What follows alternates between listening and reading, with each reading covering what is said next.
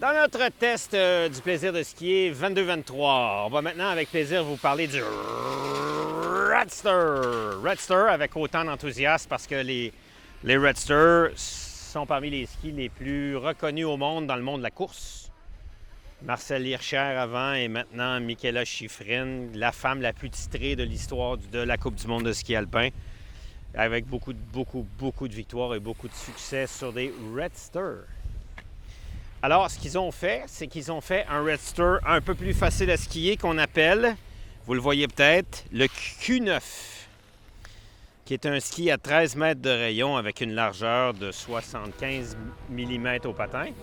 75 mm au patin qui fait que dans une soupe ou un dégelé comme en ce moment, bien, ça fonctionne encore très bien sans avoir besoin d'une paire plus large. En ce moment, à 165 cm, peut-être un peu court pour moi dans ces conditions-là. Mais je le prendrais peut-être à 172 avec beaucoup de bonheur.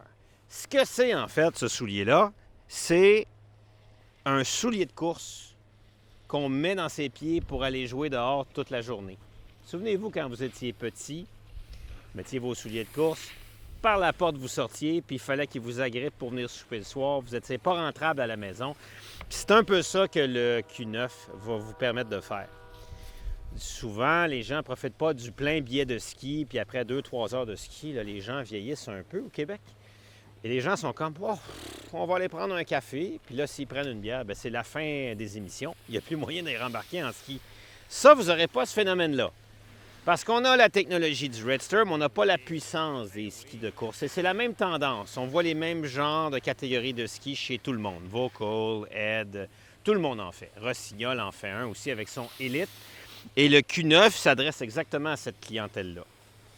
Par contre, dans le cas du Redster, si vous regardez à l'avant, vous avez la même technologie d'absorption de vibration qui est dans le ski de compétition, qui est la technologie RevoShock. Ces 4 plaques sont en fait en dessous des ressorts et des élastomères, qui sont chacun responsable de calibrer comment le ski vibre et qui permet d'attaquer des surfaces très dures sans avoir des contre-coups dans les genoux et dans le dos. Ce qui est une des raisons pourquoi on est capable de skier toute la journée, parce qu'on n'a pas mal aux genoux, on n'a pas mal au dos, ça va déjà très bien.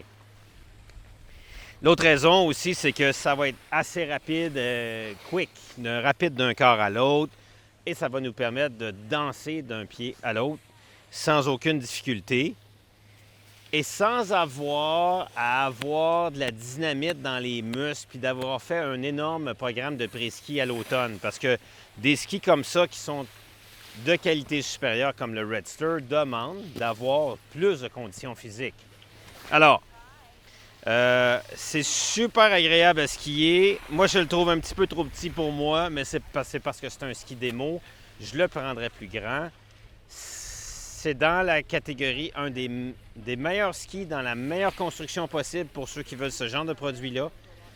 Et si vous arrivez au ski de printemps, vous allez peut-être trouver c'est trop étroit. Là, ça vous prend bien sûr une paire un peu plus large. Sur ce ski-là, il y a aussi une technologie qui s'appelle le Ultra Wall qui permet des mises à quart très puissantes. C'est ce champ latéral qui est construit avec un maximum de force sous la fixation. À partir d'ici jusque-là,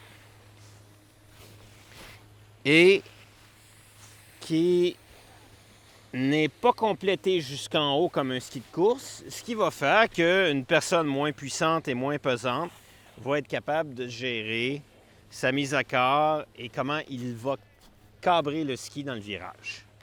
Alors, c'est un produit magnifique pour la prochaine saison qu'on vous offre chez Atomic, le Q9, pour la saison 22-23.